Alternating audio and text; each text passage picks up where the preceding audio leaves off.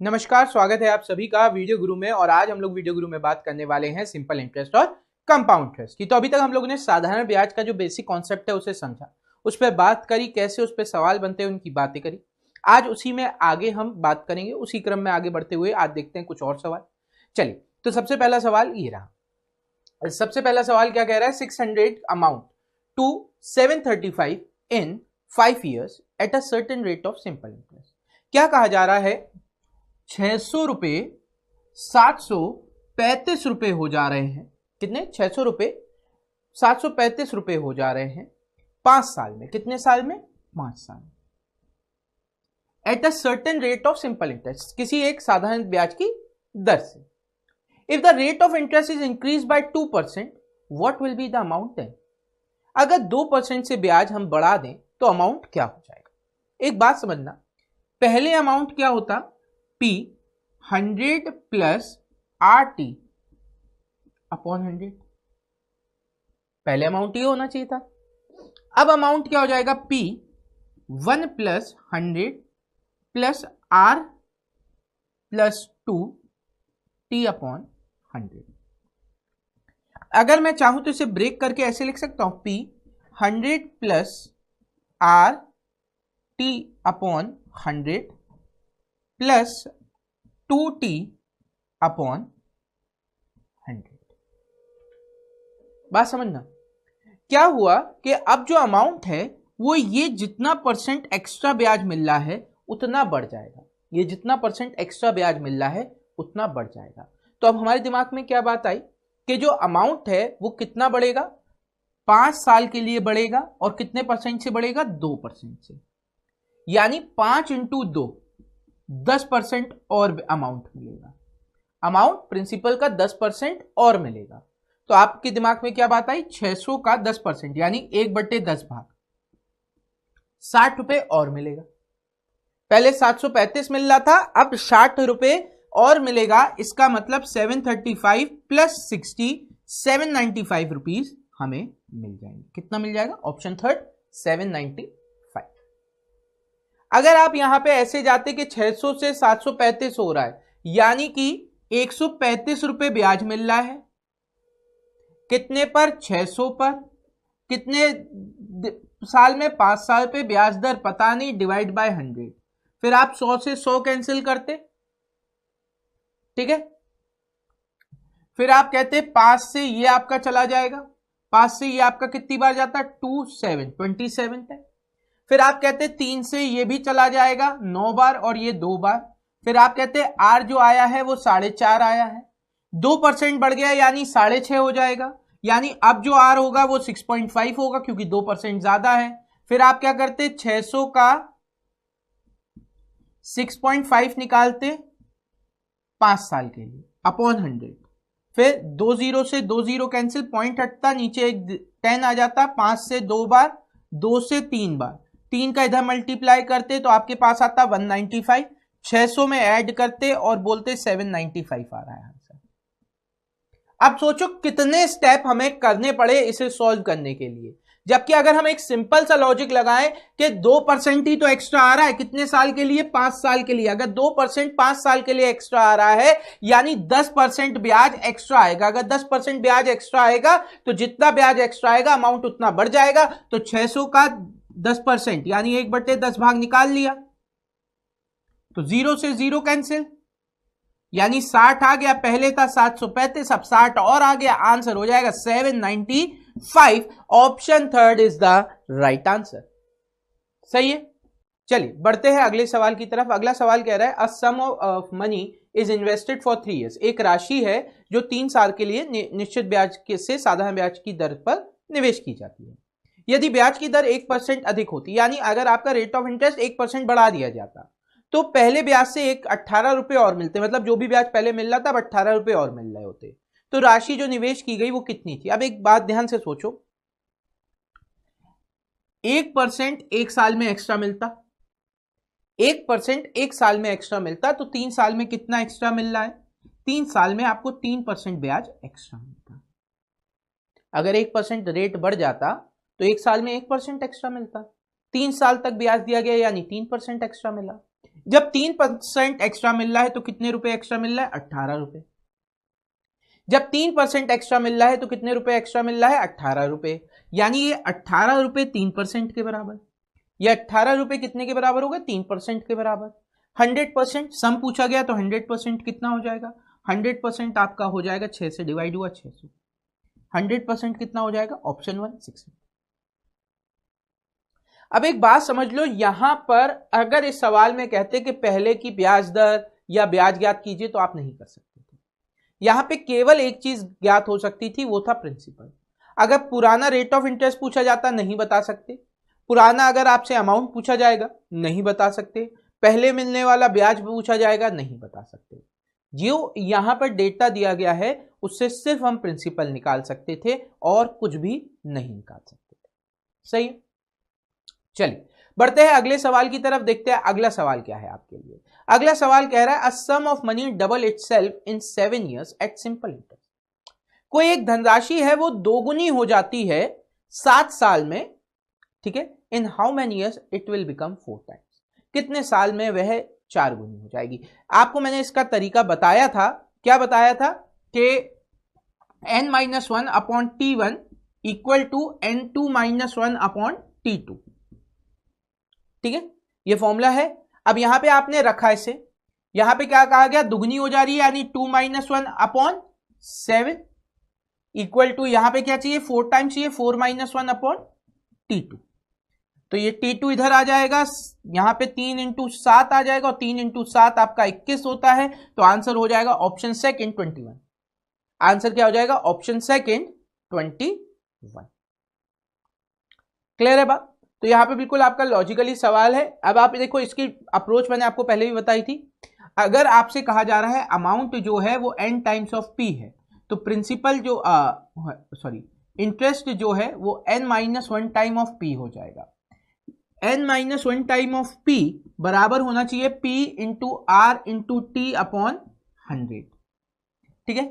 अब p cancel है। अगर रेट में कोई बदलाव नहीं है और टाइम में बदलाव आ रहा है तो टाइम को हम t1 मान लेते हैं। तो ये आपका आ गया n1-1, n1 मान ले रहे अपॉन t1, पहली कंडीशन के लिए ये बराबर हो गया r अपॉन 100। देखो 100 अपने आप में कांस्टेंट वैल्यू है, r अपने आप में कांस्टेंट वैल्यू है, क्योंकि उसमें कोई बदलाव नहीं आ रहा, दोनों जगह रेट सेम रह रहा है। अगर दोनों जगह रेट सेम रह रहा है तो हमें पता है दूसरे केस में अगर मैं n2-1 अपॉन t2 निकालूंगा तो भी वो r/100 ही आएगा, है ना। वैल्यू सेम ही तो रहेंगी, यहां पे n2 हो जाएगा, यहां r2 हो जाएगा, r अपॉन 100 की वही वैल्यू, यानी ये दोनों इक्वल हो जाएगा। तो हमारा फॉर्मूला क्या हो जाएगा? n1-1 upon t1 equal to n2-1 upon t2। ये बेसिक फॉर्मूला हमारा ड्राइव हो जाता है, आपको यहां पे बस वैल्यूज रखनी है। अब इस तरीके के सवालों में हम बिना पेन चलाए भी कर सकते हैं। कैसे? 2 रुपए आपको पहले मिल रहा था, 2 रुपए में 1 रुपए आपने लगाया, 1 रुपए दिया बदले में 2 रुपए मिला, यानी 1 रुपए मिलने में आपको 7 साल लग रहे हैं ब्याज। 2 रुपए में 1 रुपए आपका है, बचा 1 रुपए, इसके लिए 7 साल। अब 4 रुपए मिल रहे होते तो 4 रुपए में 1 रुपए आपका है, यानी 3 रुपए ब्याज मिल रहा है। 1 रुपए ब्याज मिलने में 7 साल, 3 रुपए ब्याज मिलने में 21 साल। 1 रुपए ब्याज मिलने में 7 साल तो 3 रुपए ब्याज मिलने में 21 साल। सिंपल सा कॉन्सेप्ट। अगले सवाल की तरफ बढ़ते हैं। अगला सवाल क्या कह रहा है? अगला सवाल कह रहा है in 5 years the sum double itself at simple interest. 5 साल में in 5 years the sum double itself, जो धनराशि है वो अपने आप की दुगनी हो जाती है। In how many years it will become 8 times। कितने साल में ये 8 गुना हो जाएगा? चलो वीडियो को पॉज करो, सॉल्व करने का प्रयास करो। वीडियो को पॉज करो, सॉल्व करने का प्रयास करो, हम लोग वर्बली इसको सॉल्व करेंगे, ठीक है। फिर चलिए, मैं मान लेता हूं आप लोगों ने वीडियो पॉज किया होगा, आपने सॉल्व किया होगा और आपका आंसर आ गया होगा। अगर नहीं आया तो देखिए कैसे करेंगे। जैसा मैं बोल रहा हूं वैसे सोचो। 5 साल में एक धनराशि क्या हो जा रही है? दुगनी हो जा रही है, यानी 2 रुपए मिल रहे हैं आपको, 1 रुपए जिसमें आपका है। 2 रुपए मिल रहे हैं, 1 रुपए आपका है, यानी 1 रुपए ब्याज प्राप्त करने में 5 साल। अब 8 रुपए चाहिए, 8 रुपए में 1 रुपए आपका होगा, यानी 7 रुपए ब्याज चाहिए। 8 गुना हो जाना चाहिए ना, 8 गुना मिलना चाहिए, यानी 8 रुपए मिलना चाहिए। 1 रुपए जो आपने दिया था वो आपने निकाल लिया, बचा कितना 7। 1 रुपए होने में 5 साल लग रहे थे, तो 7 रुपए होने में 35 लगेंगे। 7 5 35। Option second right answer. देखो फॉर्मूला लगाने में दिक्कत क्या है कि अगर आप फॉर्मूला लगाओगे तो एक बार जरूर पेन चलाओगे, पेन से जल्दी आप दिमाग में सॉल्व करते हो। पेन से जल्दी आप किस में सॉल्व करते हो? दिमाग में। तो हम लोग दिमाग में सॉल्व करने का प्रयास ज्यादा करते हैं, वरना दिक्कत नहीं है। 2 - 1/5 इक्वल टू क्या हो जाएगा? 8 - 1 अपॉन T2। तो ये क्या हो जाएगा? T2 equal to 7 × 5 35। तो ऑप्शन सेकंड राइट आंसर हो जाएगा। क्लियर है? इस तरीके से आप सवाल को सॉल्व कर सकते हो। अगला सवाल, अगला सवाल क्या कह रहा है? A sum of money in certain time at 10% rate of interest become 3.5 times. Now at what rate of interest becomes 2.5 times in the same time? अब देखो क्या कहा जा रहा है, कोई एक धनराशि है, एक निश्चित आपका टाइम फिक्स कर दिया, टाइम कांस्टेंट कर दिया है। एक बार दिया गया है आर जो है वो 10% है, दूसरी बार आर हमें पता नहीं। कहा जा रहा है इस टाइम जो है वो N1 3.5 हो जा रहा है, या मैं 3.5 लिख लूं, और इस केस में N2 जो है वो भी 2.5 हो जा रहा है। रेट आपको ज्ञात करना है। मैंने आपको बताया था कि अगर रेट आपका फिक्स है यानी रेट कांस्टेंट है, तब फॉर्मूला होता है N1 - 1 upon R1 equal to N2 - 1 upon R2। जबकि अगर टाइम कांस्टेंट है तो आपका केस क्या हो जाता है? N1 ये T1 ये T2, और इस केस में क्या हो जाएगा? N1 - 1 R1 equal to N2 - 1 upon R2। ठीक, रेट और टाइम इनवर्सली है तो फर्क नहीं पड़ेगा। अब देखिए यहां पे आपने क्या किया, 3.5 - 1 बटे 10 इक्वल टू 2.5 - 1 बटे कितना? R2। तो R2 कितना हो जाएगा? 15। 1.5 इंटू 10 15 लिख दिया, डिवाइड बाय 2.5। ठीक है, पॉइंट हटाया, 0 आ गया, 25 से 6 बार। अगर आप चाहो तो इसको ऐसे भी लिख सकते हो, 1.5 इंटू 10 डिवाइड बाय 2.5, पॉइंट हटेगा, पॉइंट हटेगा, 5 से 5 2 बार, 5 से 3 बार, 3 दूनी 6।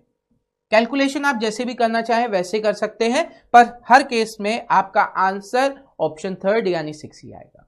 हर केस में आंसर ऑप्शन थर्ड यानी 6 ही आएगा। चलिए बढ़ते हैं अगले सवाल की तरफ, देखते हैं अगला सवाल क्या है आप सभी के लिए। तो अगला सवाल यहां पे है कि the simple interest on a sum of money is 1.25 times of the principal. अब आपसे कहा जा रहा है जो सिंपल इंटरेस्ट है SI जो है वो 1/25 टाइम है प्रिंसिपल के, 1/25 टाइम है प्रिंसिपल के। When the number of years is equal to the rate of interest per annum. जब T इक्वल टू R है, जब T इक्वल टू R है, तो वो कह रहे R आपको ज्ञात करना है। तो अगर अभी मैं बेसिक से जाता, मैं कहता 1/25 P equal to P into R into T upon 100। ठीक है, P से P कैंसिल, 25 से 4 बार। अच्छा, T की जगह में क्या रख सकता हूं? R। तो R स्क्वायर इक्वल टू 4 हो गया, R की वैल्यू 2 आ गई। R की वैल्यू कितनी आ गई? Option second 2। R की वैल्यू 2 आ गई। क्लियर है? अब इस सवाल की दूसरी अप्रोच क्या है? देखो 1/25 हो रहा है प्रिंसिपल का, 1/25 का मतलब क्या होता है? 4%, यानी ब्याज जो है वो 4% के बराबर है। 1/25 का मतलब 4%, यानी जो ब्याज है वो 4% के बराबर है। और आपको पता है ब्याज प्रतिशत होता है R इंटू टी। अब R और T दोनों बराबर हो गए, यानी R स्क्वायर 4 के बराबर है, तो R की वैल्यू 2 हो गई। R स्क्वायर 4 के बराबर है, तो R की वैल्यू 2 हो गई। चलिए बढ़ते हैं अगले सवाल की तरफ, देखते हैं अगला सवाल क्या है आप सभी के लिए। अब कह रहे हैं a sum becomes 29/25 times of itself when the amount of years is equal to the rate of interest per annum, the rate of interest is. एक निश्चित धनराशि स्वयं की 29/25 गुना हो जाती है जब वर्ष की संख्या ब्याज प्रति वर्ष की दर के बराबर हो जाए। ब्याज दर है। अब देखो यहां पे अगर मैं इसको नॉर्मली बात करूं तो आपको पता है 29/25 हो रहा है प्रिंसिपल का अमाउंट, यानी अगर मैं इसमें प्रिंसिपल माइनस कर दूं तो ये 4/25 हो जाएगा प्रिंसिपल का। अगर ये 4/25 हो रहा है प्रिंसिपल का, फिर से फॉर्मूले में रखा 4/25 of principal equal to principal into R, और टाइम भी आर के बराबर है तो इंटू आर डिवाइड बाय 100। आपने पी से पी कैंसिल किया, 25 से 4 बार, 4 इधर चला गया, 16 इक्वल टू आर स्क्वायर आ गया, आर की वैल्यू आपकी 4 आ गई, यानी option second is the right answer. Option second is the right answer. अब देखो इसे हम लोग और जल्दी कैसे कर सकते थे, वर्बली हो जाता। कैसे होता, 25 पर 29 हो जा रहा है यानी 4 ब्याज मिल रहा है, 25 पर 29 हो जा रहा है यानी 4 ब्याज मिल रहा है। अब 4 ब्याज मिल रहा है कितने पर, 25 पे, तो 4/25 का मतलब होता है 16%। 4/25 का मतलब होता है 16%। जिसको पता अच्छी बात है, जिसको नहीं पता 100 4 का मल्टीप्लाई करोगे 100 हो जाएगा, 4 का मल्टीप्लाई करोगे 16 हो जाएगा। ठीक है, तो 16% ब्याज मिल रहा है, 16% ब्याज मिल रहा है। आपको पता है आई परसेंट कितने के बराबर होता है, आर इंटू टी के, और आर और टी बराबर है यानी 16% आर स्क्वायर के बराबर है। आर की वैल्यू 16 आ गई, सॉरी अंडर रूट में 16 आ गई यानी 4 हो गया। स्क्वायर है ना, उस साइड आएगा तो रूट में आ जाएगा, रूट 16 यानी 4 हो गया। आप इसे वर्बली कर सकते थे 29/25 4/25 यानी 16, ये आर स्क्वायर के बराबर है, आर की वैल्यू 4। चलिए इस सवाल की बात करते हैं। अब यहां पे देखिए क्या कह रहा था, आप लोगों का आंसर आ गया होगा, मैं मान के चल रहा हूं। ठीक है, तो जल्दी से इसको देख लेते हैं क्या करना है। 3 साल 2% बढ़ाया, 3 साल 2% बढ़ाया यानी 3 इंटू 2 6% बढ़ गया। 3 साल 2% बढ़ाया यानी 3 इंटू 2 6% बढ़ गया। 6% बढ़ने पे 54% बढ़ जा रहा है, 6% बढ़ने पे 54% बढ़ जा रहा है, तो 54 divide by 6 54 divide by 6। Find the sum invested, into 100 कर देंगे तो सम आ जाएगा, परसेंट हटा दो। 6 से ये कितनी बार चला जाएगा, 9 बार, 9 इंटू 100 900 आंसर हो गया, 9 इंटू 100 900 आंसर हो गया। Option second is the right answer. चलिए, तो ये बहुत इजी सा सवाल था, आप लोगों ने कर लिया होगा, आप सभी का आंसर 900 आ रहा होगा, ये उम्मीद करते हैं। अब बढ़ते हैं अगले सवाल की तरफ। अगला सवाल भी बहुत प्यारा सा सवाल है। यहां पे इसी बात को थोड़ा सा घुमा के कहा गया, देखिए क्या कहा गया, a sum is given on simple interest. एक राशि है, धनराशि है जो 2 वर्ष के लिए दी गई है 4% पर। यदि राशि को 5.5% कर दिया जाए तो इंटरेस्ट जो है वो 1800 बढ़ जाता है। फाइंड द सम, यानी राशि ज्ञात कीजिए। अब एक बात समझना, क्या कहा जा रहा है, पहले 4% पे दिया गया था, अब 5.5% पे दिया गया है। पहले 4% पर दिया गया था, अब 5.5% पर दिया गया है, यानी कि 1.5% एक्स्ट्रा मिल रहा है। यही तो हुआ, रेट आप कितने से बढ़ा रहे हो, 1.5% से। कितना, 2 साल के लिए रेट आप बढ़ा रहे हो 1.5% 2 साल के लिए, यानी एक्चुअल में 3% बढ़ा रहे हो। ब्याज कितना बढ़ा रहे हो, 3%। यहां पे कितना बढ़ा है, 1800। तो 1800 जो है वो 3% के बराबर है। 100% ज्ञात कर लो। 3 से ये चला जाएगा 600 बार, यानी 6 और 1 2 3 4 60,000 आंसर आ गया। Option second 60,000 answer. अब यहां पे कुछ भी पूछा होता तो हम बता सकते हैं, ठीक है। पूछा होता पहले वाला प्रिंसिपल बताओ, तो आप क्या करते, 60,000 का 8% निकाल देते, 60,000 का 8% निकाल देते, 4800। कैसे निकाला 8%, 2 इंटू 4, 2 इंटू 4 8। पूछा होता बाद वाला इंटरेस्ट निकालो, बड़ा वाला, तो बड़ा हुआ इंटरेस्ट कैसे निकालते, 60,000 इंटू, ठीक है, क्या करते 11% निकाल देते, ठीक, यही करते। अगर आपके दिमाग में यह आ रहा है सॉल्यूशन, जब मैं आपसे कह रहा हूं पुराना वाला या नया वाला, तो आप गलत कर रहे हैं। अब इसका निकाला कैसे जाता, हमें क्यों निकालते हम 60,000, जब हमें पता चला 1800 जो है वो 3% के बराबर है।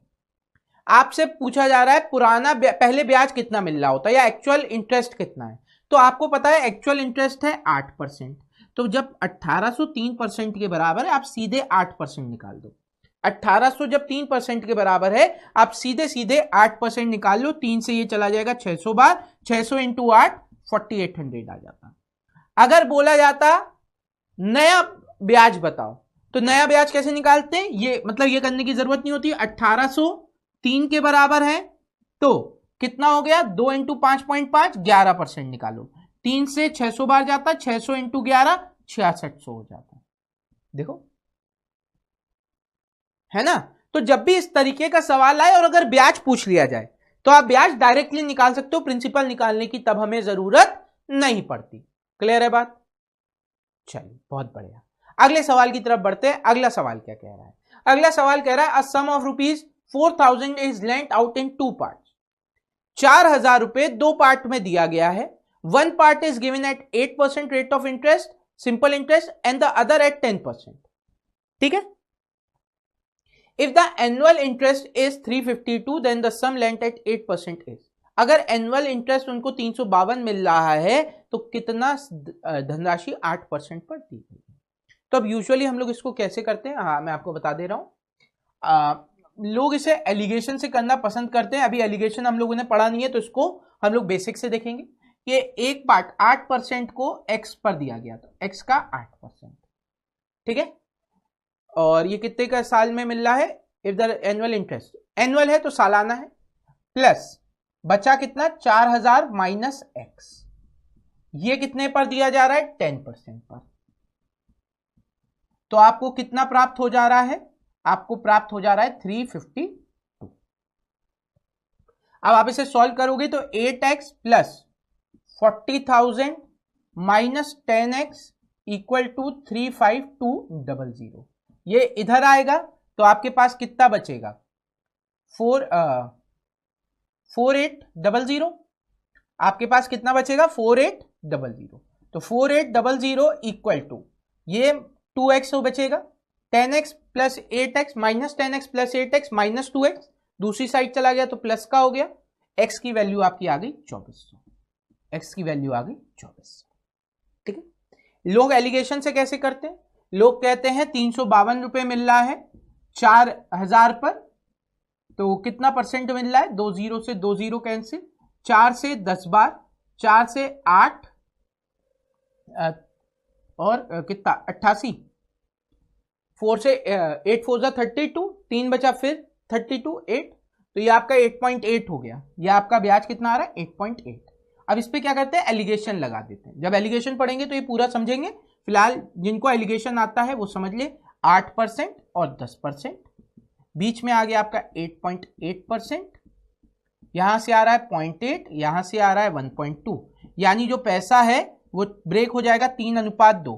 तो 5 रेशियो 4000 के बराबर, तो 5 रेशियो 4000 के बराबर, 1 रेशियो 800 के बराबर। तो ये आपका कितना हो जाएगा 2400 और ये आपका हो जाएगा 1600।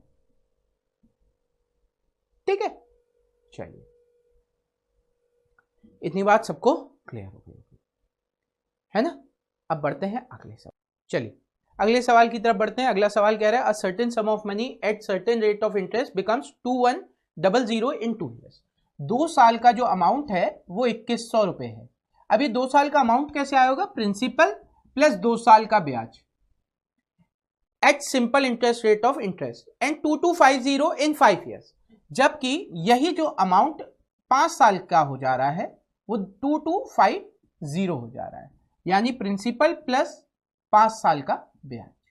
अगर मैं बात समझूं तो ये अमाउंट में 150 रुपए का अंतर आ रहा है, अमाउंट में 150 का अंतर आ रहा है।